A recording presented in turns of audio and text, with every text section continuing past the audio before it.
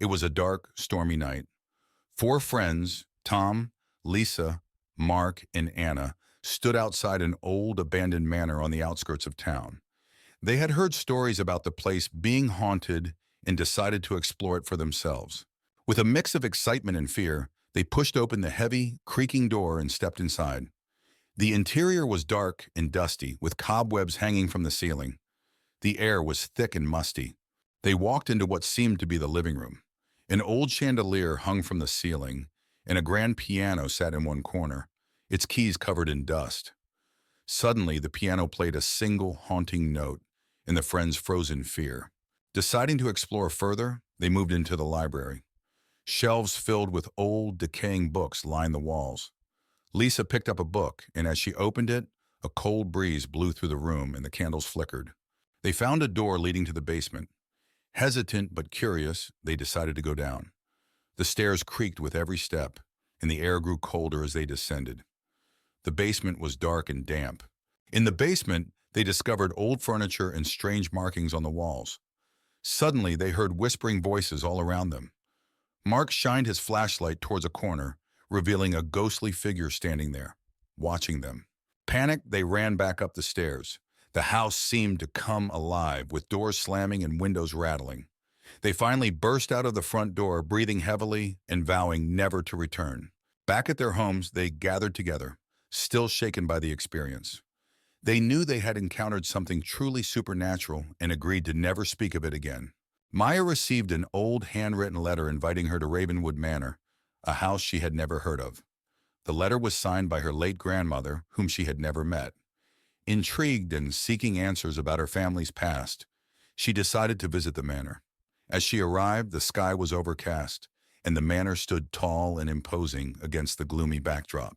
Maya pushed open the heavy front door, which creaked loudly in protest. The air inside was stale, and the grand entrance hall was shrouded in shadows. Dust covered every surface, and cobwebs hung from the corners. As she stepped inside, the door slammed shut behind her, making her jump. Maya found her way to the dining room, where a long table was set as if for a grand feast, though everything was covered in dust. Tall candles stood unlit, and an old chandelier hung from the ceiling. Suddenly, she heard a faint whispering, and the temperature in the room dropped noticeably. In the hallway, Maya stopped in front of a large portrait of a stern-looking woman. The plaque read, Eliza Ravenwood, 1887. The woman's eyes seemed to follow Maya as she moved. She felt a sudden chill and a sense of being watched. A cold breeze brushed past her, causing her to shiver. Exploring further, Maya discovered a hidden passage behind a bookshelf in the library. She pushed the shelf aside and found a narrow staircase leading down into darkness. Taking a deep breath, she descended the stairs, her flashlight flickering. The air grew colder with each step. The basement was cold and damp, with strange symbols painted on the walls. An altar stood in the center, surrounded by melted candles and old, tattered books. As Maya approached the altar, she felt an overwhelming sense of dread. The symbols seemed to glow faintly, and she heard distant, echoing whispers. Maya's flashlight flickered and died, plunging her into darkness. The whispers grew louder, and she felt a cold hand brush against her arm. Panic set in as she fumbled for her flashlight. When it flickered back on, she saw the ghostly figure of Eliza Ravenwood standing before her, eyes filled with malice. Maya stumbled back, tripping over a loose floorboard and landing hard. The diary she had found earlier slipped from her grasp, landing open on the floor. The pages detailed Eliza Ravenwood's descent into madness and dark rituals meant to bind her spirit to the house. Maya realized that Eliza's spirit was trying to protect a dark secret hidden within the manor. Determined to escape, Maya grabbed the diary and ran up the stairs. The house seemed to come alive, with doors slamming and shadows darting around her. She burst through the front door into the stormy night, her heart pounding. As she reached her car, she looked back at the manor and saw Eliza's ghostly figure watching her from an upstairs window. Sarah and her husband, David, arrive at Silverwood Manor, an old estate they inherited from Sarah's distant relative. The house is imposing, with tall windows and ivy-covered walls. As they unpack, Sarah finds an old, dusty music box in the attic. Intrigued, she decides to keep it. That night, Sarah is awakened by the soft melody of the music box playing on its own. She also hears faint whispers and footsteps. Frightened, she wakes David, but the sounds stop as soon as he is awake. They both dismiss it as the house settling. The next day, Sarah and David find an old journal hidden in a secret compartment of the music box. It belonged to a girl named Eliza who lived in the house a century ago. The journal entries describe Eliza's fear of a dark presence in the house. That night, the whispers and footsteps return, louder and more menacing. Sarah sees a shadowy figure at the foot of her bed. The figure reaches out to her and she screams, waking David. The figure vanishes, but the air remains cold and heavy. Desperate for answers, Sarah and David contact a local historian. The historian tells them about Eliza's tragic story. She was believed to have been haunted by a malevolent spirit and disappeared mysteriously. Her body was never found. Following the historian's advice, Sarah and David search the basement and find a hidden door behind some old crates. Inside, they discover a small room with old furniture and a large cracked mirror. The room is freezing, and they feel a strong, oppressive presence. Sarah looks into the mirror and sees Eliza's ghost. Eliza silently pleads for help, showing Sarah visions of her past and how the malevolent spirit trapped her in the hidden room. Eliza points to a spot on the floor where her remains are buried. Sarah and David dig at the spot Eliza indicated and find her remains. They perform a simple ritual to lay her spirit to rest. As they finish, Eliza's ghost appears one last time, smiling gratefully before fading away. The air becomes warm and peaceful. With Eliza's spirit at rest, Silverwood Manor feels lighter and more welcoming. The whispers and footsteps stop. Sarah and David decide to stay and restore the manor, feeling a deep connection to its history and to Eliza. Briarwood Manor stood silent and foreboding at the end of a long, winding road.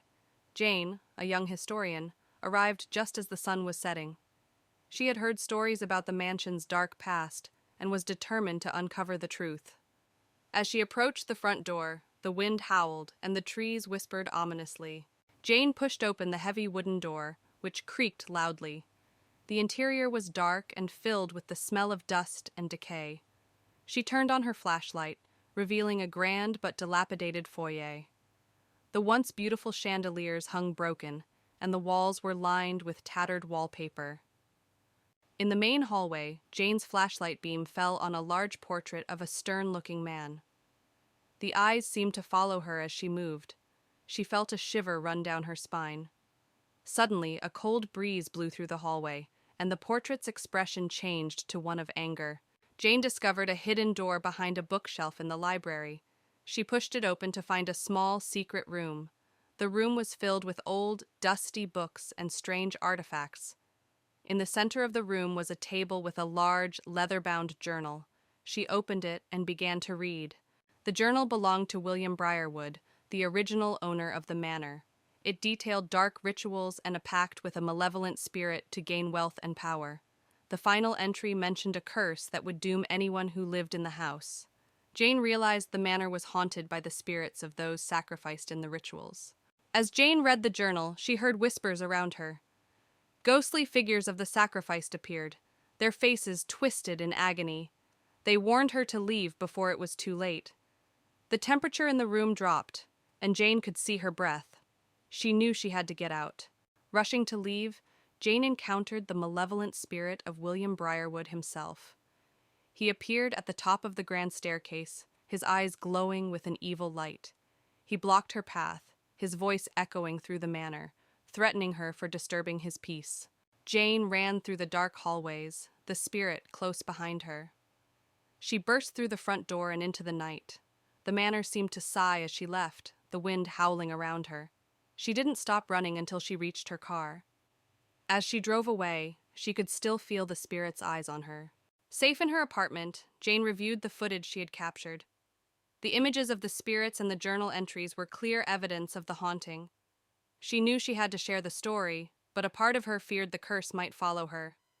She felt a cold draft and shivered, wondering if she was truly safe.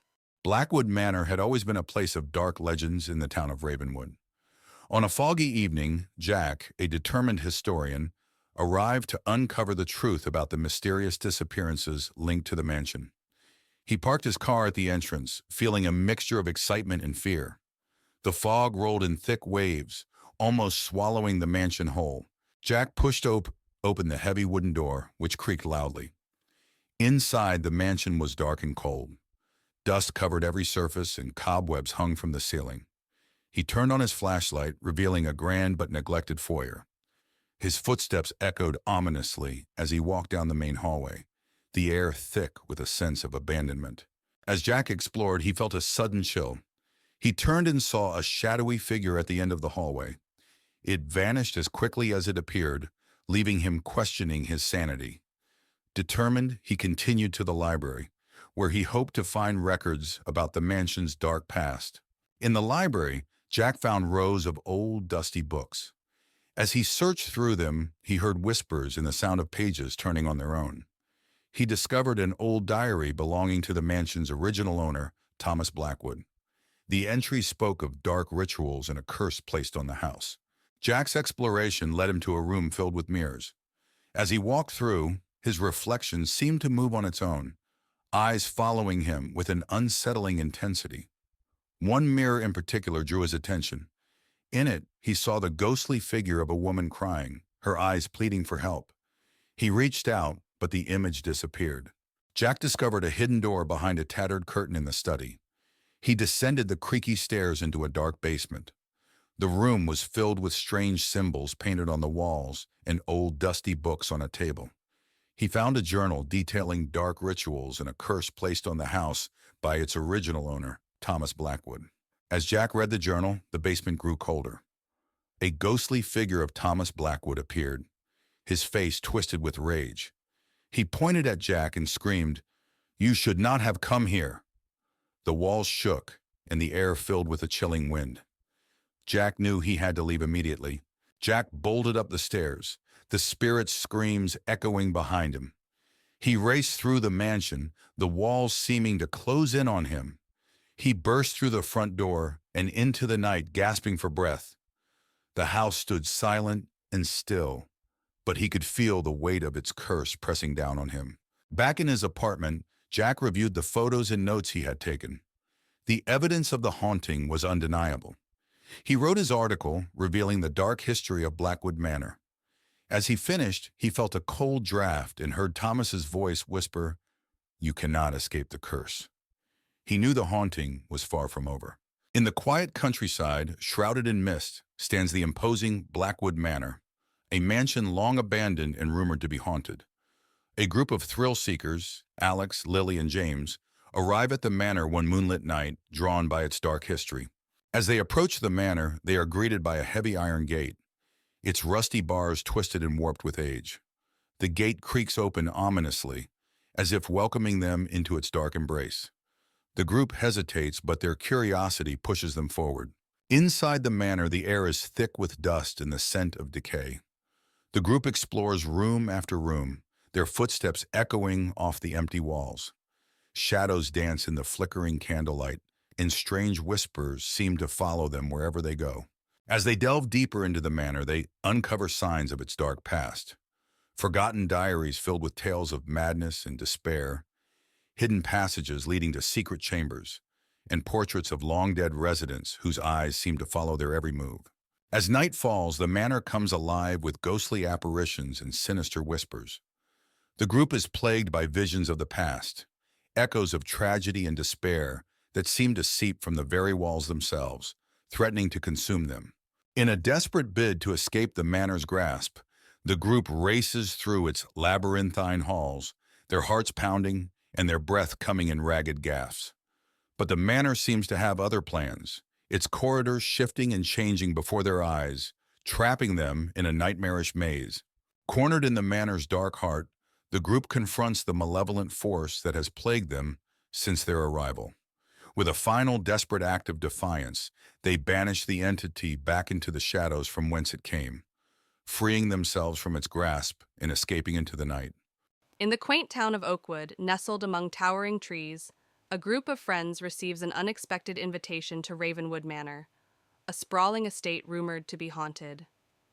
Despite the warnings of locals, They eagerly accept the invitation, drawn by the promise of adventure and the thrill of exploring the unknown. With excitement and trepidation, they set out for the manor, their imaginations running wild with tales of ghosts and spirits. As the friends arrive at Ravenwood Manor, they are struck by its imposing presence, a looming silhouette against the backdrop of the night sky. The air is heavy with a sense of foreboding as they step out of their car and approach the grand entrance. The doors creak open, welcoming them into the darkness within. Inside Ravenwood Manor, the friends are greeted by the grandeur of the Grand Hall, a vast space filled with antique furniture, intricate tapestries, and flickering candlelight. But beneath the opulence lies an undeniable sense of decay, as if the very walls of the manor are steeped in secrets and shadows. As they explore, they can't shake the feeling that they are being watched. As night falls, the friends gather for a dinner party in the Grand Hall, the flickering candlelight casting eerie shadows on the walls. The atmosphere is tense as they exchange nervous glances, the weight of the manor's history hanging heavy in the air. But as the night wears on, strange occurrences begin to unfold. A chill wind blowing through the room, objects moving of their own accord, and whispered voices echoing through the halls. After dinner, the friends venture into the library, a dimly lit room filled with ancient books and dusty shelves. As they browse the shelves, they come across a book bound in faded leather, an old journal belonging to the previous owner of the manor. Intrigued, they begin to read, uncovering the dark secrets that lie hidden within the pages. As the night progresses, the friends begin to encounter ghostly apparitions wandering the halls of Ravenwood Manor, shadowy figures that vanish as quickly as they appear. The friends try to rationalize what they're seeing, but the sense of unease only grows stronger. They realize they are not alone in the manor, and that something sinister lurks within its walls. Desperate to uncover the truth behind the hauntings, the friends decide to conduct a ritual to communicate with the spirits of Ravenwood Manor. Gathering in the grand hall, they light candles and chant incantations, their voices echoing through the darkness. But as the ritual reaches its climax, they unwittingly unleash forces beyond their control.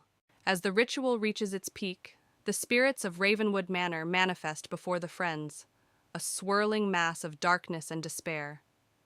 The friends watch in horror as the spirits lash out, their voices filled with anger and sorrow. With nowhere to run, the friends brace themselves for a final confrontation with the forces that haunt the manor.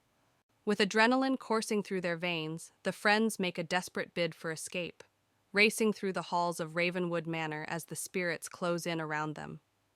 They reach the front door, their hearts pounding in their chests, and burst out into the night, leaving the darkness of the manor behind them. As the friends emerge from Ravenwood Manor, they are greeted by the light of dawn breaking over the horizon, a beacon of hope in the darkness. Though shaken by their ordeal, they take comfort in the knowledge that they've survived the night and escaped the clutches of the haunted manor. As they walk away, they vow never to return to Ravenwood Manor again. Lena, Mark, and Sarah arrived at Ravenwood House, an old, decrepit mansion that had been abandoned for years. The house stood at the end of a lonely road, surrounded by thick, twisted trees. They were there to investigate the rumored hauntings for their paranormal blog. "This place is giving me chills already," Sarah whispered, hugging her coat tighter. "Perfect for our blog," Mark replied, setting up his camera. "Let's capture some real scares."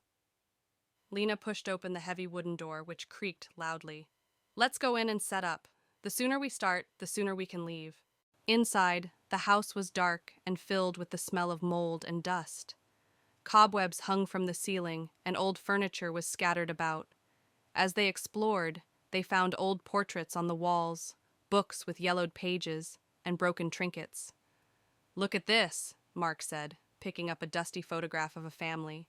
"They must have lived here a long time ago." Lena shivered. "It feels like they're still watching us." Sarah glanced nervously at the dark corners. "Let's just get the footage and get out of here." Lena found an old leather-bound journal on a table covered in dust. She opened it carefully and started reading aloud. The journal belonged to the house's previous owner, detailing strange occurrences and sightings of a ghostly figure. "Listen to this," Lena said, her voice trembling. "The owner saw a woman in white every night standing by the window." Sarah hugged herself. "That's creepy. What happened to them?" Lena turned the pages. It just stops. No explanation. Mark filmed Lena reading. This is exactly what we need. Keep going. As they continued exploring, the temperature in the room suddenly dropped. They saw a figure in a white dress standing at the end of the hallway. The figure's face was obscured by shadows, but they could feel its eyes on them. Do you see that? Mark whispered, his camera shaking. Yes, Sarah replied, her voice barely audible. Let's get out of here. The figure started moving towards them. They ran, slamming a door behind them. We have to leave, Sarah insisted, her eyes wide with fear. Not yet, Lena said, determined. We need to find out what's really happening here. Lena found another entry in the journal that described a ritual to banish the spirit. They needed to gather candles, salt, and a mirror. The tension was palpable as they worked quickly, knowing the spirit could return any moment. Are you sure this will work? Mark asked, placing candles around the room. It has to, Lena replied, pouring salt in a circle. We don't have any other choice. Sarah held the mirror, her hands shaking. Just hurry. As they began the ritual, the spirit returned, more menacing than before. It howled and thrashed against the barrier created by the salt circle. Lena chanted the incantation from the journal, her voice growing stronger with each word. Keep it away from us, Sarah shouted, clutching the mirror tightly. We're almost there, Lena yelled, her focus unbroken. The spirit's form began to waver and dissolve as the ritual reached its climax. With a final, desperate scream, it vanished into thin air. They collapsed to the floor, exhausted but relieved. The oppressive atmosphere lifted, replaced by an eerie calm. We did it, Lena said, her voice barely a whisper. Let's get out of here, Sarah urged, her eyes still wide with fear. They gathered their equipment and left the house, the first light of dawn breaking over the horizon. As they walked away, they felt a sense of triumph and relief. Let's never do this again, Mark said, managing a weak smile. As they walked away from the house, the sun rose higher, casting a warm glow over the landscape. The house behind them was now just a distant memory, a place they would never forget but never return to. Let's make a pact, Lena said, stopping to look at her friends. We never speak of this again. Agreed, Mark and Sarah said in unison. They walked on, leaving the haunted Ravenwood house behind, grateful to have survived their night of terror. In the heart of a dense forest stands an abandoned manor, its crumbling facade veiled in mist. 4 friends, Sarah, Mark, Emily, and Chris, venture into the woods one foggy evening, drawn by tales of the manor's dark history. As they approach, the mist thickens, obscuring the path ahead. With trepidation, the friends push open the creaking front door and step into the foyer of the manor. Cobwebs hang from the ceiling, and dust motes dance in the dim light. The air is heavy with a sense of foreboding as they explore further, the floorboards groaning beneath their feet. Inside the manor, they encounter long, twisting hallways lined with closed doors. Each room they enter is filled with dusty furniture and forgotten belongings. Strange symbols are etched into the walls, and a chill wind whispers through the corridors, sending shivers down their spines. As they delve deeper into the manor, they begin to hear faint whispers that seem to echo through the halls. The whispers grow louder and more insistent, filling the air with an eerie chorus. The friends exchange nervous glances, their hearts pounding in their chests as they try to locate the source of the haunting sounds. Suddenly, ghostly figures materialize before them, translucent apparitions with hollow eyes and outstretched hands. Their ethereal forms glide through the air, their movements slow and deliberate. The friends watch in horror as the spirits drift closer, their presence filling the manor with a chilling cold. With adrenaline driving them, the friends turn and flee from the manor, their hearts pounding with terror. They race through the dark corridors, their breath ragged and their footsteps echoing off the walls.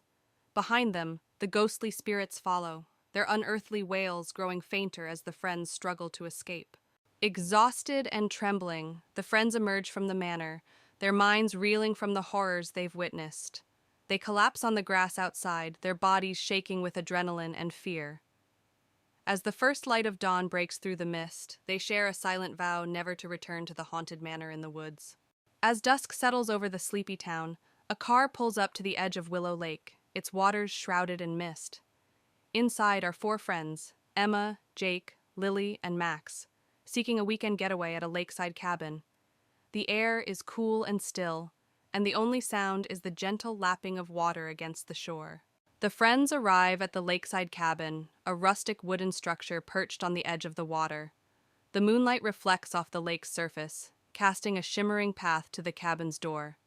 Excitement fills the air as they unload their belongings, eager to relax and unwind in the secluded setting. As night falls, the friends gather around a crackling fire outside the cabin, sharing stories and laughter. But as the hour grows late, a chill wind sweeps in from the lake, and a sense of unease settles over the group. Shadows dance among the trees, and the distant sound of a loon's call sends shivers down their spines. Suddenly, a thick fog rolls in from the lake, engulfing the cabin in a blanket of white. Visibility drops to almost nothing, and the friends find themselves disoriented and afraid. Strange shapes loom in the mist, and the sound of footsteps echoes through the fog.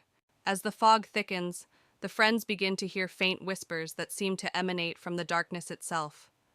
The whispers grow louder and more insistent, filling the air with an eerie chorus. The friends exchange nervous glances, their hearts pounding in their chests as they try to make sense of the haunting sounds. Suddenly, ghostly figures materialize in the fog, a spectral procession of ethereal beings with hollow eyes and outstretched hands. Their ghostly forms glide through the mist, their movements graceful yet haunting. The friends watch in horror as the spirits draw closer, their presence filling the night with dread. With a collective cry, the friends turn and flee from the cabin, their hearts pounding with terror. They race through the thick fog, branches clawing at their skin and roots tripping them up. Behind them, the ghostly spirits follow, their wails growing fainter as the friends struggle to escape. Exhausted and trembling, the friends emerge from the fog, their minds reeling from the horrors they've witnessed. They collapse on the shore of Willow Lake, their bodies shaking with adrenaline and fear. As the first light of dawn breaks through the mist, they share a solemn vow never to return to the haunted cabin by the lake. In a secluded village surrounded by dense forests, there was a legend of the Whispering Woods, where the trees whispered secrets and shadows danced in the moonlight. A group of friends, led by Sarah, ventured into the Whispering Woods, drawn by the allure of the mysterious tales. They entered with trepidation, their hearts pounding with excitement and fear. As they delved deeper into the woods, the air grew thick with an unnatural chill, and the trees seemed to whisper secrets in a language unknown. Sarah led the group onward, her determination masking her growing unease. They stumbled upon a small clearing bathed in an ethereal glow, where ghostly figures danced in the moonlight, their laughter echoing eerily through the woods. Sarah hesitated, sensing danger lurking in the shadows. As they tried to leave, the forest seemed to shift around them, trapping them in a nightmarish maze of twisting paths and tangled roots. Panic set in as they realized they were lost in the Whispering Woods. In the heart of the forest, they encountered an ancient guardian, a towering figure cloaked in darkness, its eyes gleaming with malevolence. Sarah knew they had trespassed into a realm beyond their understanding. With courage born of desperation, Sarah and her friends made a final dash for freedom, racing through the twisting paths as the guardian's laughter echoed behind them. At last, they emerged from the Whispering Woods, shaken but alive. Lucy and her husband, Mark, move into an old Victorian-style house they bought at a bargain price.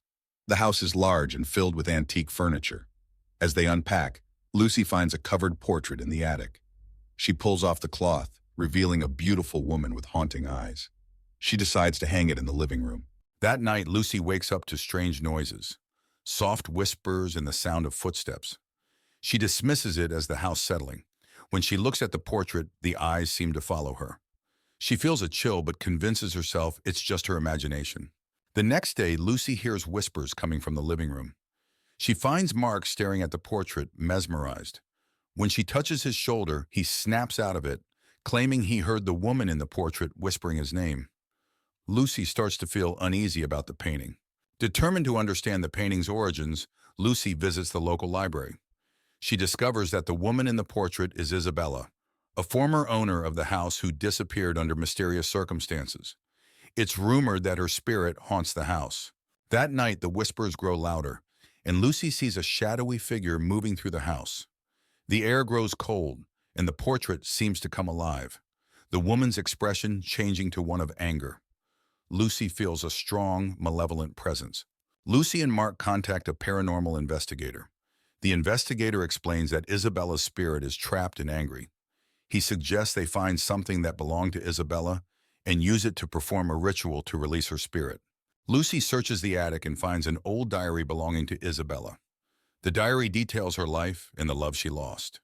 It also mentions a locket that she cherished. Lucy finds the locket hidden in a secret compartment in the attic. Lucy and Mark, guided by the paranormal investigator, perform the ritual using the locket. As they chant, the house shakes, and Isabella's ghostly figure appears. She looks sad but grateful. She reaches out, touches the locket, and then fades away. The air becomes warm and peaceful. With Isabella's spirit at rest, the house feels lighter and more welcoming. The whispers and footsteps stop. Lucy and Mark decide to stay and cherish the history of the house. They hang the locket in a special place to remember Isabella. Months later, Lucy and Mark enjoy their peaceful home. They often think about Isabella and the extraordinary events that brought them closer together. The house is no longer haunted, but the memories of the past live on in a peaceful way. In the heart of Hollow Creek, an abandoned house sits atop a hill, its windows shattered and its doors hanging off their hinges. The locals whisper tales of a family who disappeared without a trace, leaving behind only the echoes of their screams. But when a group of teenagers decides to spend the night in the house, they quickly realize that the rumors were just the beginning of the horrors that await them. As the group of teenagers gathers outside the house, they dare each other to spend the night inside, eager to prove their bravery. With nervous laughter and shaky hands, they push open the creaking door and step inside, their hearts pounding in their chests. Little do they know they're about to come face to face with the horrors that lie within. As the teenagers explore the house, they feel an oppressive presence weighing down on them, a sense of malevolence that seems to seep from the very walls. They hear whispers in the darkness and catch fleeting glimpses of shadowy figures out of the corners of their eyes. Fear grips them tight as they realize they're not alone in the house. As the night wears on, the teenagers uncover clues about the house's dark past. A family torn apart by tragedy, their spirits trapped within the walls for eternity. They find old photographs and newspaper clippings, piecing together the story of the family's demise. But as they delve deeper, they awaken something sinister that has been lying dormant for years. As the night progresses, the house comes alive with paranormal activity. Doors slam shut on their own, objects move of their own accord, and ghostly apparitions appear in the darkness. The teenagers huddle together, their screams echoing through the empty halls as they realize they're trapped in a nightmare from which there's no escape.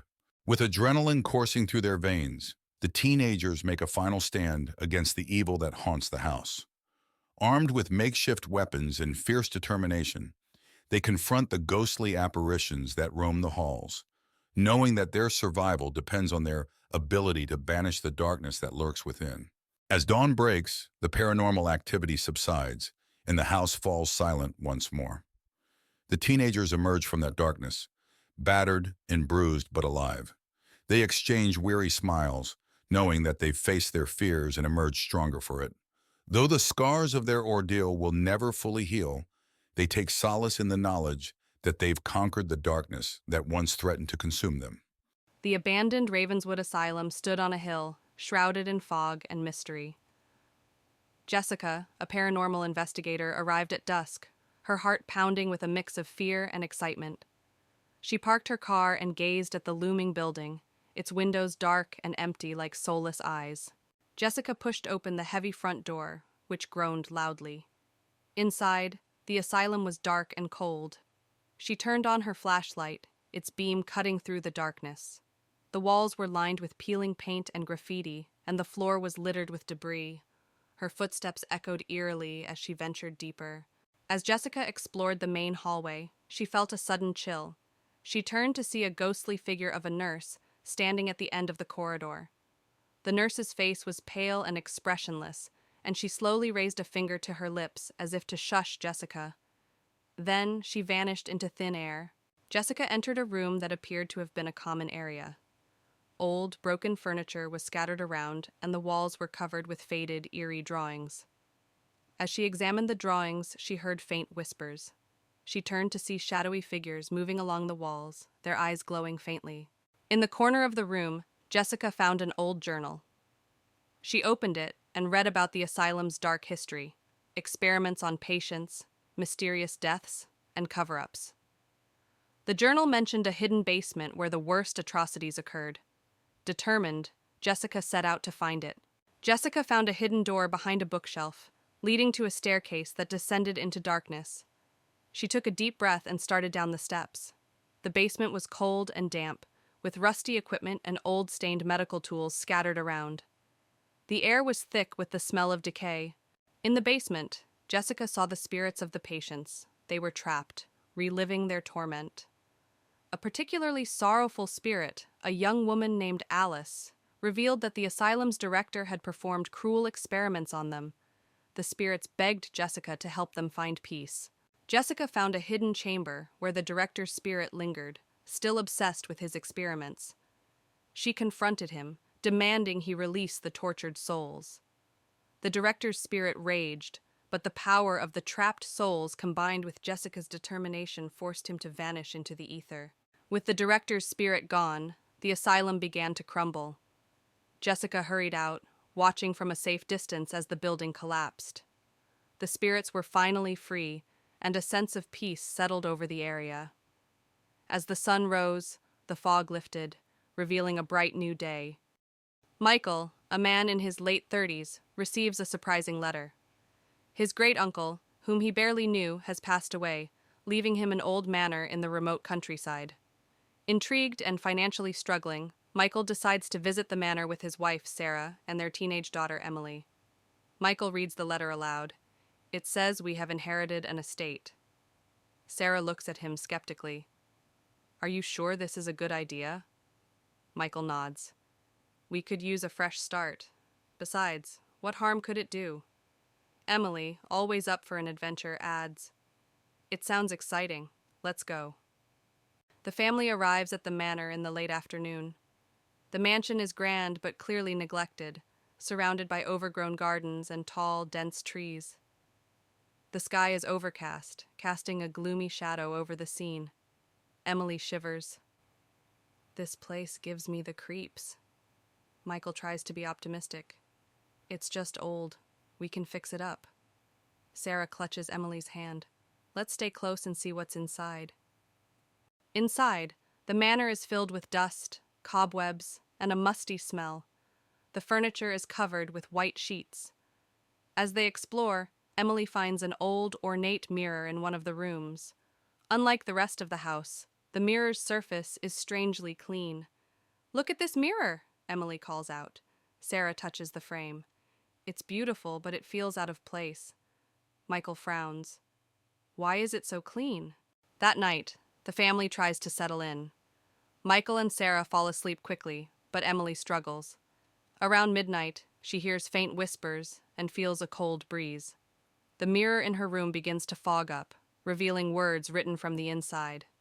Help us, it reads. Terrified, Emily runs to her parents' room. Mom, Dad, there's something in the mirror. Michael, groggy, tries to comfort her. It's just your imagination, Emily. Go back to sleep. The next day, the family visits the local library to learn more about the manor. They discover that it was owned by Michael's great-uncle, a reclusive man with a dark interest in the occult. Sarah reads from an old newspaper. Local recluse found dead under mysterious circumstances. Manor believed to be haunted. Michael sighs. This explains a lot. We need to be careful. Emily, still shaken, adds, What if the spirits are still here? Back at the manor, Michael discovers a hidden door in the basement. Inside, they find an old study filled with books on the occult, strange artifacts, and a large locked chest. Sarah examines a book. He was into dark stuff. This can't be good. Michael tries to open the chest, but fails. We need to find the key. There might be answers inside. Emily points to a strange symbol on the wall. I've seen this symbol before, in my room. That night, the hauntings escalate. Objects move on their own, and ghostly apparitions appear. Emily is dragged out of bed by an unseen force, and Sarah sees a shadowy figure standing at the end of the hallway, watching them.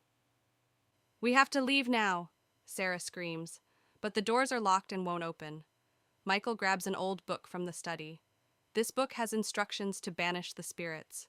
We need to perform the ritual. Desperate, the family gathers in the basement to perform the ritual. They light candles and arrange the symbols in a circle. Michael reads the incantation aloud, while Sarah and Emily hold hands, trembling. As the ritual progresses, the house shakes, and the spirits grow more agitated. A blinding light fills the room, and the spirits are drawn into the circle, screaming. "Keep going, Michael!" Sarah yells over the noise. With a final shout, Michael completes the incantation, and the spirits vanish. The house falls silent. The next morning, the manor feels different. The oppressive atmosphere is gone, and sunlight streams through the windows. The family packs up their belongings, relieved that the ordeal is over. "We should tell someone about this place," Sarah says, looking back at the manor. Michael nods. "Let's make sure no one else has to go through this." They drive away, leaving the manor behind. Back home, life seems to return to normal. But one night, Emily finds the old mirror in her room, even though they left it at the manor. Her heart races as she sees words slowly appear on the surface. "We are not done," it reads. Emily turns to see a shadowy figure standing in the corner, its eyes glowing with malevolence. She screams as the room plunges into darkness. In a secluded forest, shrouded in mist, lies an ancient mansion rumored to be haunted. A group of friends, Emma, Mark, and Sarah, venture into the forest one chilly evening, drawn by the allure of the mansion's dark history. As they approach the mansion, they are greeted by an imposing wrought iron gate, its hinges creaking ominously in the chilly night air. The mansion looms before them, its grandeur faded and its windows like empty eyes staring out into the darkness. Inside the mansion, the air is thick with dust and the sound of creaking floorboards echoes through the empty halls. The friends explore room after room, their footsteps muffled by faded carpets and their voices swallowed by the oppressive silence. As they delve deeper into the mansion, they uncover signs of its dark past. Forgotten rooms filled with cobweb-covered furniture, secret passages hidden behind crumbling walls, and faded portraits of long-dead residents whose eyes seem to follow their every move. As night falls and shadows deepen, the mansion comes alive with strange noises and eerie whispers. The friends feel a presence lurking in the darkness, unseen but unmistakably malevolent, its icy fingers brushing against their skin like the chill of a grave. In a desperate bid to escape the mansion's grasp, the friends race through its labyrinthine halls, their hearts pounding and their breath coming in ragged gasps. But the mansion seems to have other plans, its corridors shifting and changing before their eyes, trapping them in a nightmarish maze from which there may be no escape. Cornered in the mansion's dark heart, the friends confront the malevolent force that has plagued them since their arrival. With a final desperate act of defiance, they banish the entity back into the shadows from whence it came, freeing themselves from its grasp and escaping into the night. In the outskirts of town lies an abandoned asylum, its once imposing structure now dilapidated and haunting. 4 friends, Tom, Lisa, Ben, and Emily, arrive at the asylum, drawn by its eerie reputation. They stand before the decrepit building, its windows broken and its facade crumbling. Inside the asylum, the air is thick with dust and decay, and the walls are lined with peeling paint. The friends navigate the dark hallways, their footsteps echoing off the walls. Strange whispers seem to fill the air, sending shivers down their spines. As they explore further, they stumble upon an operating room, its equipment rusted and covered in cobwebs. The air is thick with the scent of antiseptic, and the faint sound of footsteps echoes through the room. The friends feel as though they are being watched, and a sense of dread washes over them. Suddenly, ghostly figures materialize before them, translucent apparitions with hollow eyes and outstretched hands. The spirits float through the air, their movements graceful yet unsettling. The friends watch in horror as the ghosts draw closer, their presence filling the room with a chilling aura. With adrenaline coursing through their veins, the friends turn and flee from the asylum, their hearts pounding with terror. They race through the dark corridors, their breath ragged and their footsteps echoing off the walls. Behind them, the ghostly apparitions follow, their unearthly wails growing fainter as the friends struggle to escape. Exhausted and trembling, the friends emerge from the asylum, their minds reeling from the horrors they've witnessed. They collapse on the ground outside, their bodies shaking with adrenaline and fear. The moon hangs low in the sky, casting a soft glow over the abandoned building, a reminder of the darkness they have escaped. In the heart of Ravenwood Forest lies an old, desolate road, shrouded in mist and mystery. Four friends, Sam, Emma, Ryan, and Jess, embark on a road trip and find themselves navigating this eerie path. Tall trees loom overhead, casting long shadows that seem to dance in the dim light. As they journey deeper into the forest, they come across the imposing gates of Ravenwood Manor, a dilapidated mansion said to be haunted by restless spirits. The wrought iron gates creak open ominously as they approach, inviting them into the depths of the estate. Inside Ravenwood Manor, the foyer is dimly lit by flickering candles, their flames casting dancing shadows on the walls. Dust hangs in the air, catching the faint moonlight that filters through the broken windows. The friends' footsteps echo through the empty halls as they explore the abandoned mansion. As they wander deeper into the mansion, they stumble upon a grand ballroom, its once opulent features now faded and decayed. The room is filled with the echo of music long gone, and the air is heavy with the scent of old perfume. Strange symbols adorn the walls, their meaning lost to time. Suddenly, ghostly figures materialize before them, translucent apparitions with hollow eyes and outstretched hands. The spirits drift through the ballroom, their movements graceful yet unsettling. The friends watch in horror as the ghosts draw closer, their presence filling the room with a chilling aura. With adrenaline coursing through their veins, the friends turn and flee from Ravenwood Manor, their hearts pounding with terror. They race through the empty halls, their breath ragged and their footsteps echoing off the walls. Behind them, the ghostly apparitions follow, their unearthly wails growing fainter as the friends struggle to escape. In the heart of a dense forest lies an abandoned mansion, its decrepit walls shrouded in darkness.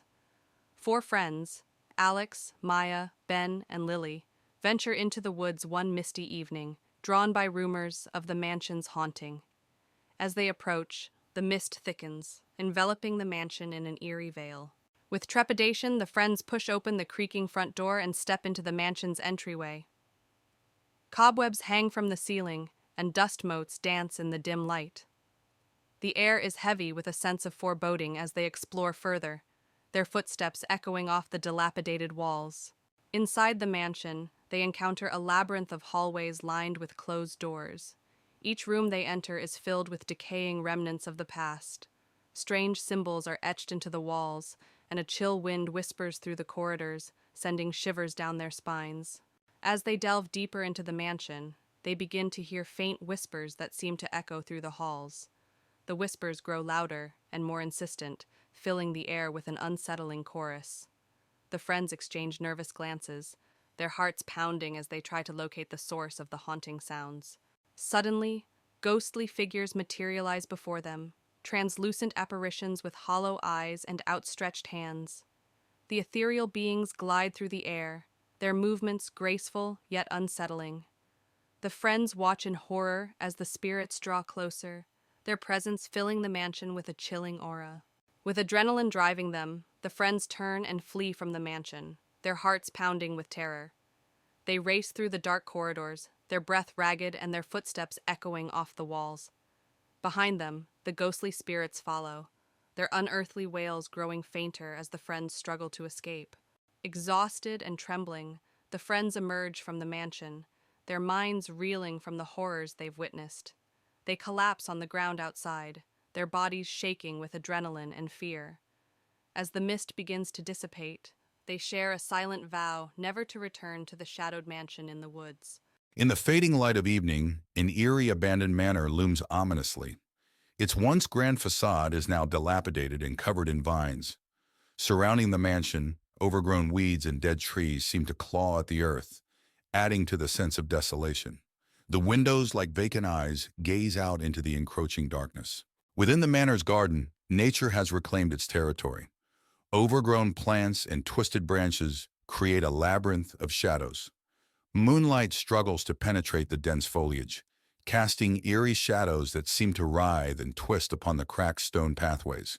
The entrance to the manor, once grand and imposing, now stands in ruins. Cracked pillars and a broken staircase lead to a doorway, obscured by darkness. Moonlight filters through the gaps, illuminating the dust particles that hang heavy in the stagnant air. Inside the manor, the foyer is shrouded in darkness, illuminated only by flickering candlelight. Eerie shadows dance on the peeling wallpaper, while dusty cobwebs hang from the ornate chandelier overhead. The air is thick with the scent of decay, as if the very walls are exhaling the secrets they hold. In the dining room, a long table sits abandoned, covered in a thick layer of dust and cobwebs. Moonlight filters through broken windows, casting eerie patterns on the decaying floorboards, as if the ghosts of past feasts still linger in the shadows. Within the library, dusty shelves groan under the weight of forgotten knowledge. Books with cracked and faded spines line the walls, their pages yellowed with age. Moonlight streams through stained glass windows, casting colorful shadows on the threadbare carpet, as if the spirits of literature themselves haunt the halls. In the bedroom, the bed frame sags under the weight of neglect, its once luxurious bedding now tattered and torn. Moonlight filters through broken windows, casting eerie shadows on the peeling wallpaper, as if the room itself is trapped in a nightmare. Deep within the bowels of the manor lies the basement, a place of darkness and decay. Rusted pipes line the walls, dripping with moisture, while moonlight filters weakly through a small window, casting eerie shadows on the damp concrete floor, as if the very walls themselves are whispering secrets. Outside, the manor's backyard is engulfed in a raging storm. Lightning splits the sky, illuminating the darkness with its blinding light, while thunder rumbles ominously in the distance. Rain lashes down, turning the earth to mud, as if the very heavens themselves are unleashing their fury upon the forsaken grounds. As dawn breaks, the manor grounds are bathed in the soft light of a new day. The full extent of their decay is revealed in the morning light, as mist rises from the damp earth, shrouding the fours. Sophie arrived at Briarwood Manor, a sprawling estate she inherited from her great-uncle. The mansion stood alone on a hill, surrounded by gnarled trees and thick fog. As she approached, the gate creaked open on its own, setting her nerves on edge. She hesitated but walked through, determined to uncover the secrets of her inheritance. Sophie stepped inside the manor, greeted by a grand but dusty foyer. The air was heavy with the scent of decay. As she moved further in, the front door slammed shut behind her with a loud bang. Startled, she spun around, but no one was there. The only light came from her flickering flashlight. In the living room, old furniture was covered in white sheets. An antique clock ticked loudly, breaking the silence. Sophie noticed a photograph on the mantelpiece, showing her great-uncle with an unknown woman. Suddenly, she heard footsteps behind her. She turned quickly, but the room was empty. Sophie walked down a hallway lined with portraits of her ancestors. Their eyes seemed to follow her every move. She felt a chill as she passed by a particularly stern-looking man. As she continued, she heard a whisper, almost as if someone was calling her name. She froze, heart pounding. In the library, Sophie found shelves filled with dusty old books. One book in particular caught her eye, an old journal. As she read through it, she discovered it belonged to her great-uncle, detailing strange events and encounters with a dark presence. The room grew colder, and she felt like she was being watched. Behind a bookshelf, Sophie discovered a hidden door. She hesitated but felt compelled to open it. The door revealed a dark, narrow staircase leading down. Holding her flashlight, she descended, each step echoing in the silence. The air grew damp and cold. The basement was filled with old furniture and strange symbols painted on the walls. In the center stood an altar with black candles and an old book. As Sophie approached, the candles flickered to life, casting an eerie glow. She felt an overwhelming sense of dread as she heard distant whispers. Sophie's flashlight flickered and died, plunging her into darkness. The whispers grew louder, and she felt a cold hand on her shoulder. She spun around to see a ghostly figure of the unknown woman from the photograph, her eyes filled with sorrow. "Help me," the figure whispered. Terrified, Sophie ran up the stairs, the house seeming to come alive with shadows moving and doors slamming. She burst through the front door into the foggy night, her heart pounding. She didn't stop running until she reached her car. She looked back once more, vowing never to return. Breathing heavily, Sophie glanced back at the manor as she reached her car. In an upstairs window, she saw the ghostly figure of the unknown woman watching her. The whispers faded, but the memory of that night would haunt her forever. She drove away, never looking back. Willow House, an old decrepit mansion, stands alone in the middle of an overgrown yard. Its windows are shattered, and ivy climbs up the stone walls. As the sun sets, the house is bathed in a gloomy light, casting long shadows that hint at the mansion's dark past. Inside Willow House, the foyer is filled with dust and cobwebs. An old chandelier hangs from the ceiling, its crystals dulled by grime. A grand staircase leads up to darkness, and broken furniture lies scattered, remnants of a time long forgotten.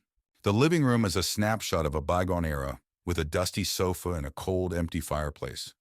Portraits of stern-looking ancestors line the walls, their eyes seeming to follow every movement. The air is thick with the scent of neglect and faded grandeur. In the dining room, a long table is draped with a dusty, tattered tablecloth. Cobwebs hang from a once elegant chandelier, and old rusty cutlery is scattered about. The broken windows let in the cold night air, amplifying the room's eerie stillness. The kitchen is in disarray with broken cabinets and old pots and pans scattered around. The walls are stained and the floor is covered in debris. An old rusted knife lies on the counter, a silent witness to the passage of time. The grand staircase is enveloped in darkness. The wooden steps creak with every movement, and the banister is thick with dust. Faint, eerie whispers echo through the air, sending shivers down the spine. In the bedroom, a canopy bed stands covered in dust and cobwebs. Moonlight filters through cracked windows, casting eerie shadows on the peeling wallpaper. An old wardrobe in the corner has its doors slightly ajar, adding to the room's unsettling atmosphere. The attic is cluttered with old, forgotten items covered in sheets and dust.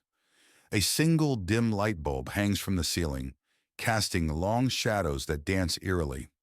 The air is thick and musty, filled with the scent of decay and lost memories. A hidden door in the attic reveals a secret room.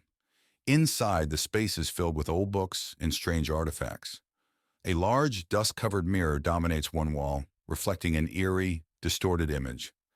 The atmosphere is heavy with an unseen presence, making the air feel thick and oppressive. As dawn breaks, Willow House is bathed in the soft light of the morning sun.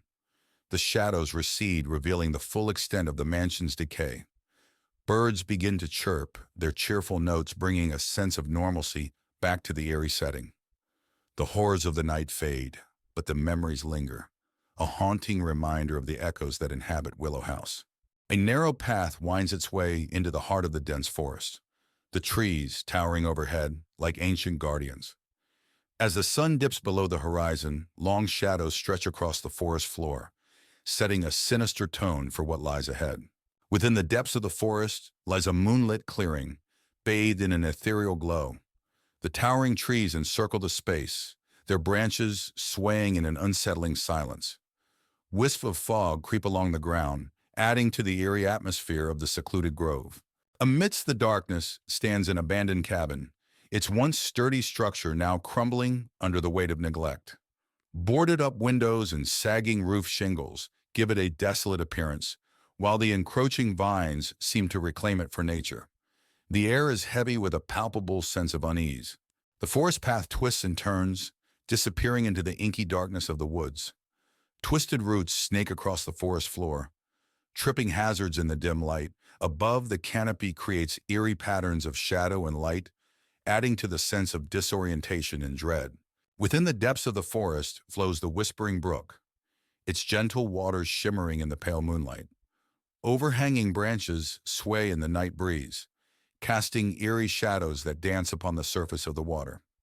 Despite its serene appearance, an underlying sense of unease lingers in the air. Deep within the forest lies a forgotten graveyard, its weathered tombstones bearing silent witness to the passage of time.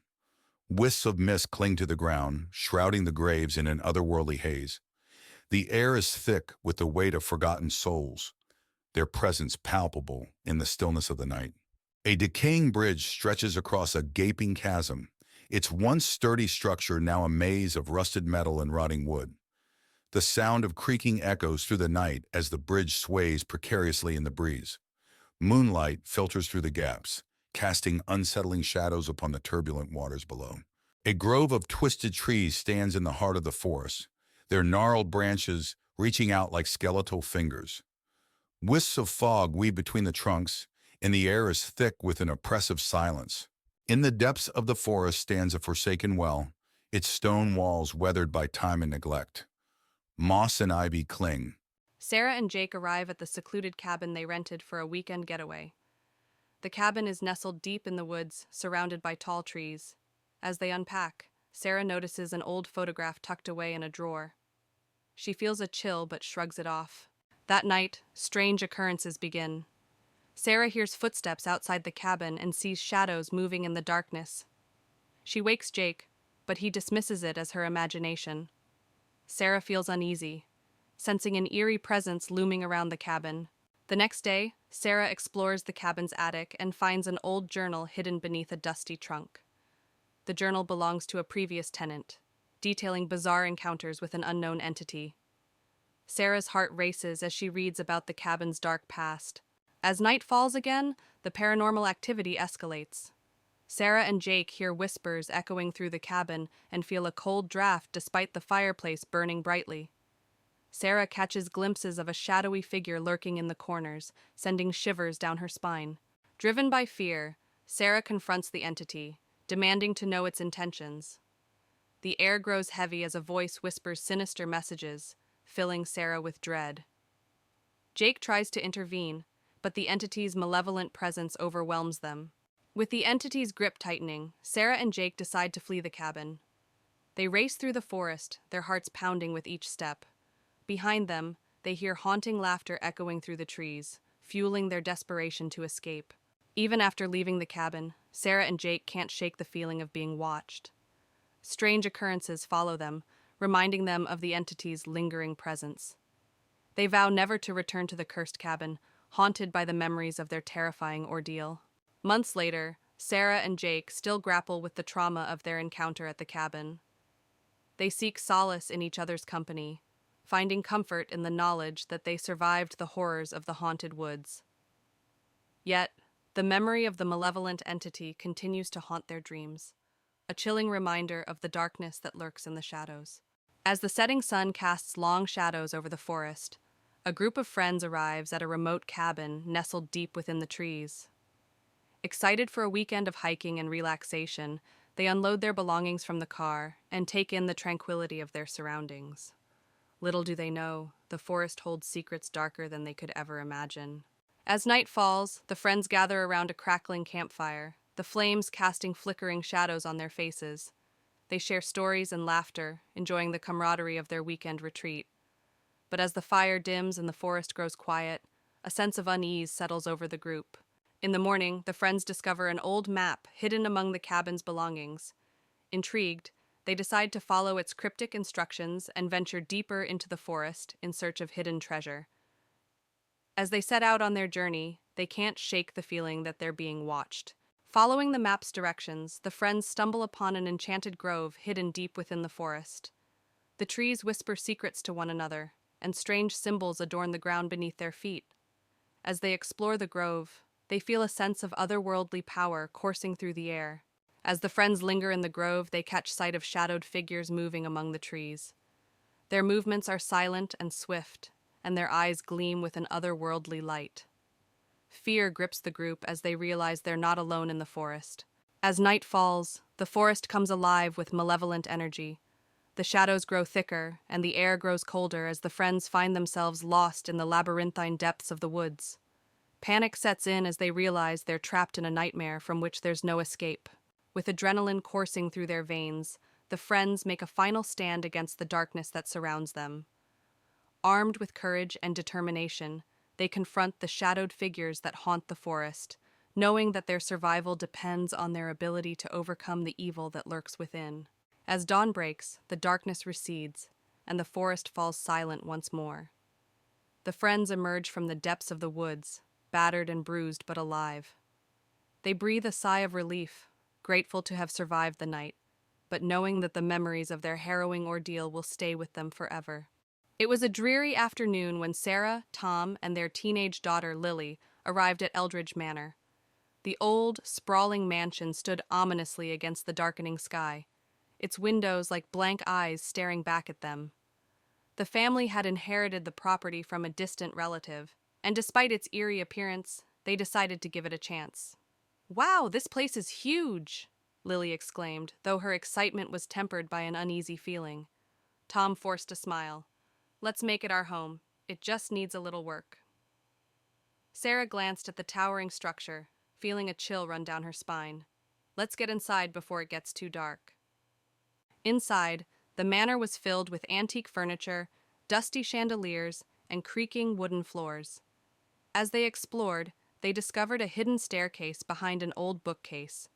Curiosity got the better of them, and they descended into a dimly lit basement. "This place is like a maze," Tom said, his voice echoing off the walls. Sarah found an old diary on a dusty table. "Look at this," she said, flipping through the pages. "It's from the 1800s. Lily, shining a flashlight around the room, gasped as she saw strange symbols carved into the walls. "What do these mean?" That night, as they settled into their new home, strange things began to happen. Lily's room was the coldest in the house, and she couldn't shake the feeling of being watched. Around midnight, she heard whispering voices and saw a shadow moving in the corner of her room. "Mom! Dad!" she screamed, running to their room. Tom and Sarah woke up startled. "What is it, Lily?" Tom asked. "There's something in my room. I heard voices and saw a shadow," Lily said, trembling. Sarah tried to comfort her. "It's just your imagination, honey. This place is old and creepy, but there's nothing to be afraid of." The next day, Sarah delved deeper into the old diary. It belonged to a woman named Eleanor Eldridge, who wrote about the strange occurrences in the manor and her experiments with the occult. She mentioned a mirror in the attic that was the source of the hauntings.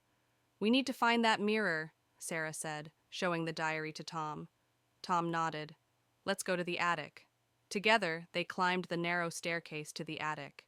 Amidst the cobwebs and old trunks, they found the mirror, covered with a dusty cloth. "This must be it," Sarah said, her voice barely above a whisper. As they uncovered the mirror, a cold breeze swept through the attic. The mirror's surface was strangely clear, and as they looked into it, they saw faint images of people moving behind them, ghostly figures trapped within the glass. Sarah gasped. "This is it. This is what's causing everything." Tom placed a hand on her shoulder. "We need to destroy it." But before they could act, the mirror began to glow, and the room filled with an unearthly light. The figures in the mirror became more distinct, reaching out towards them.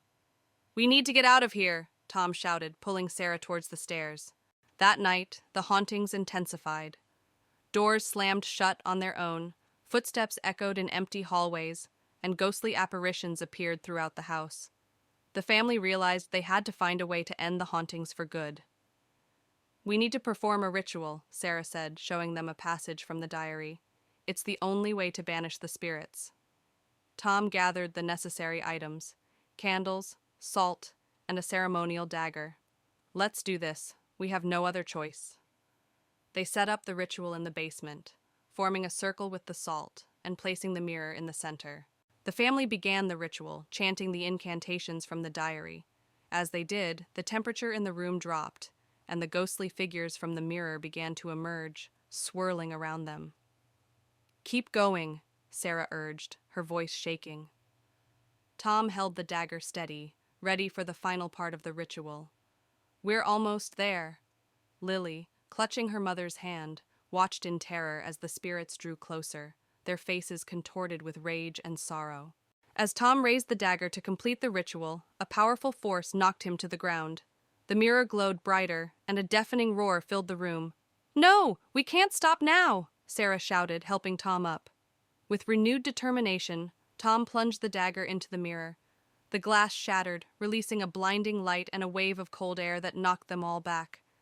The spirits screamed and dissipated, leaving the room in silence. The temperature began to rise and the oppressive feeling lifted. "It's over," Tom said, breathing heavily. The next morning, the manor felt different. Sunlight streamed through the windows and the oppressive atmosphere was gone. The family began packing their things, eager to leave the haunted house behind. "We did it," Lily said, smiling for the first time in days. Sarah nodded. "Let's never speak of this place again."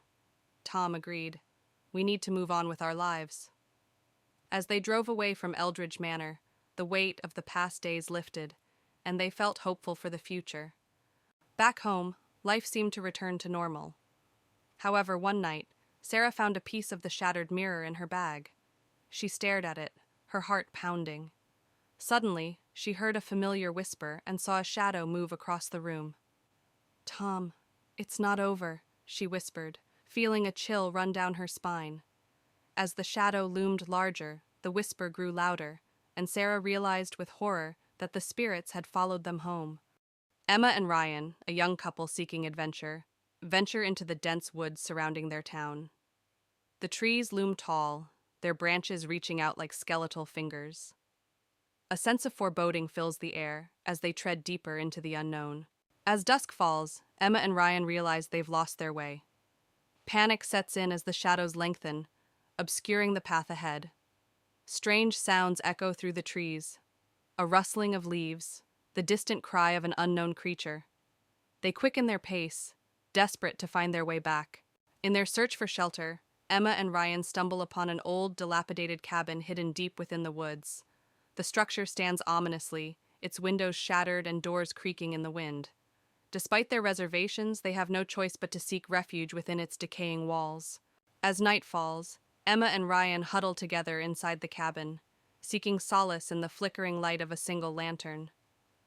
But the darkness outside seems to seep in through the cracks, accompanied by soft whispers that echo through the stillness. They exchange nervous glances, their fear mounting with each passing moment. As they search the cabin for signs of life, Emma and Ryan stumble upon an old photograph hidden beneath a dusty pile of books. The image depicts a family, a mother, father, and child, smiling happily. But there's something unsettling about their eyes, as if they hold a secret that refuses to be forgotten. As Emma and Ryan try to make sense of the photograph, they're startled by a sudden noise, a scraping sound coming from the attic above. Heart pounding, they cautiously ascend the creaky staircase, their nerves on edge. But what they find waiting for them is beyond their worst nightmares. In the attic, Emma and Ryan come face to face with a malevolent presence, an ethereal figure shrouded in darkness. Its eyes burn with an otherworldly intensity as it reaches out to them, its whispers growing louder with each passing moment. Emma and Ryan know they must confront the entity if they hope to escape the woods alive. With every ounce of courage they possess, Emma and Ryan confront the entity, channeling their fear into strength. As they do, the darkness begins to recede, replaced by a blinding light that fills the attic. With one final push, they break free from its grasp and flee into the night, leaving the haunted cabin behind them. As dawn breaks over the horizon, Emma and Ryan emerge from the woods, battered but alive. They exchange a weary smile, grateful to have survived the horrors of the Whispering Woods. Though they may never forget the darkness that lurks within, they know that they've emerged stronger for having faced it together. On a crisp autumn day, a group of friends arrives at a remote cabin nestled deep within the Whispering Woods. The leaves crunch beneath their feet as they unload their belongings from the car, eager for a weekend of hiking and relaxation. But as they glance into the dense forest surrounding the cabin, a sense of unease washes over them, as if the trees themselves are whispering secrets they dare not share. The friends set out on a hike through the Whispering Woods, following a narrow trail that winds through the dense foliage. The air is cool and fragrant, and the only sound is the gentle rustle of leaves overhead. But as they venture deeper into the forest, the whispers grow louder, like a chorus of voices urging them to turn back. As they hike, the friends stumble upon an abandoned cabin hidden deep in the woods. The windows are shattered, and the door hangs off its hinges. Intrigued, they decide to investigate, their curiosity outweighing their sense of caution. But as they step inside, they're greeted by an eerie silence that hangs heavy in the air.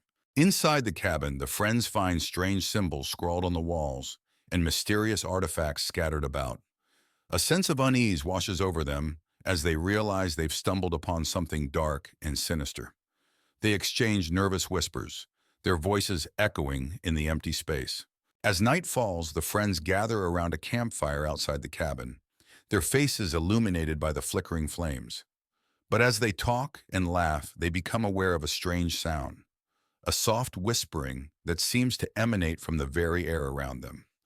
Their laughter fades, replaced by a growing sense of unease. That night, the friends are plagued by haunting dreams, visions of shadowy figures lurking in the darkness, their eyes glowing with malevolent intent. They toss and turn in their sleep, unable to escape the grip of fear that holds them tight.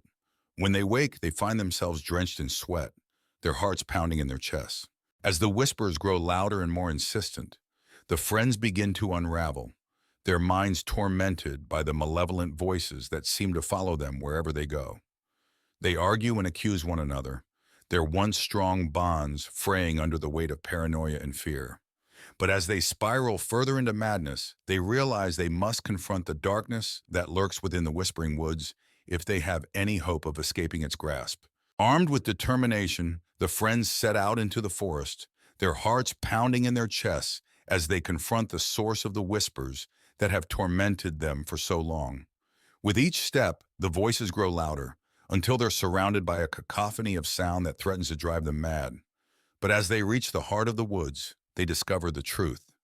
The whispers are not coming from some malevolent force, but from the very trees themselves, their branches swaying in the breeze like fingers beckoning them closer.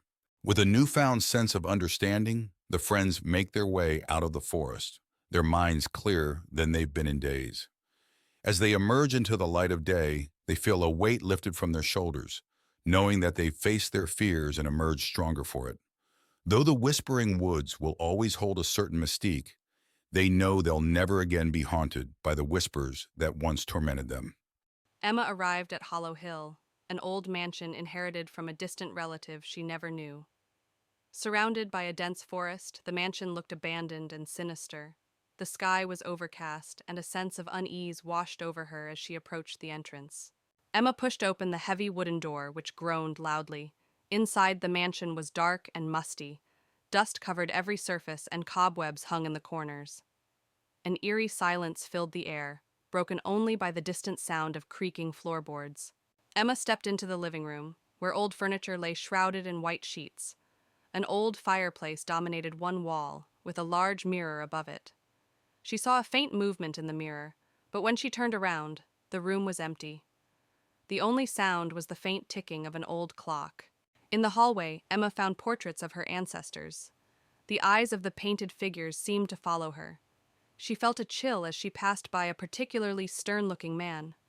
Suddenly, she heard a whisper, but when she turned around, no one was there.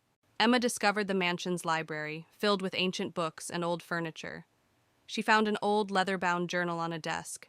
As she opened it, she read about dark rituals and mysterious deaths that plagued her family. The air grew colder, and she felt an unseen presence watching her. Emma noticed a hidden door behind a bookshelf. She hesitated, but pushed it open, revealing a narrow staircase leading down. The air was damp and cold. Holding her flashlight, she descended the stairs, the sound of her footsteps echoing in the silence. The basement was cold and damp, with strange symbols painted on the walls. An altar stood in the center, surrounded by melted candles and old, tattered books. As Emma approached the altar, she felt an overwhelming sense of dread.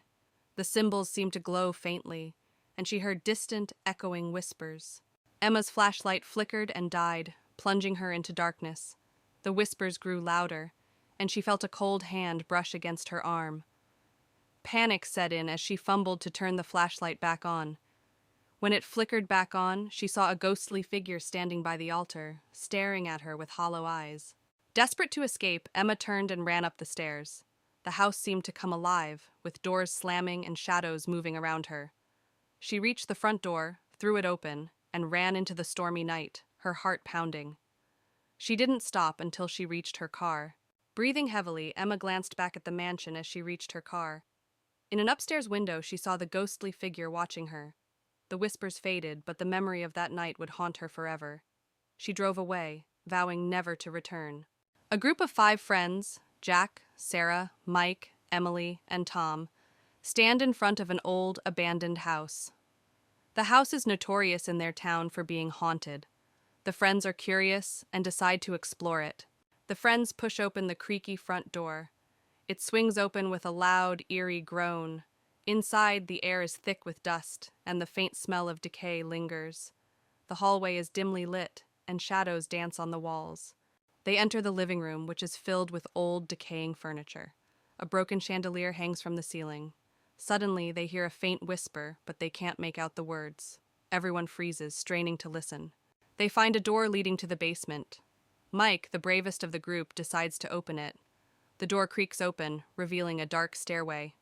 Cold air wafts up from the basement, sending shivers down their spines. They descend into the basement, using their phone flashlights to see. The basement is filled with old, rusted tools and broken furniture. Suddenly, Sarah screams as she sees a shadow move in the corner.